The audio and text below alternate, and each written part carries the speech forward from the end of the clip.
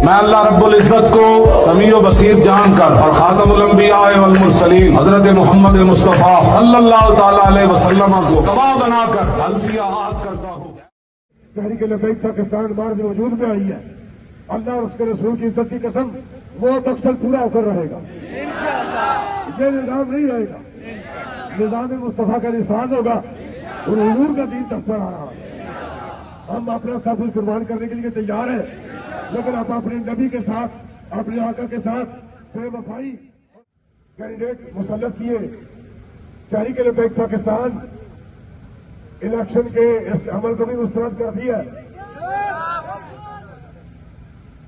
और हम अपने आखिरी सांसों तक निजाम मुस्तफा को नाफिज करने के लिए, हुजूर का दीन तख्त पर लाने के लिए मैदान अमल में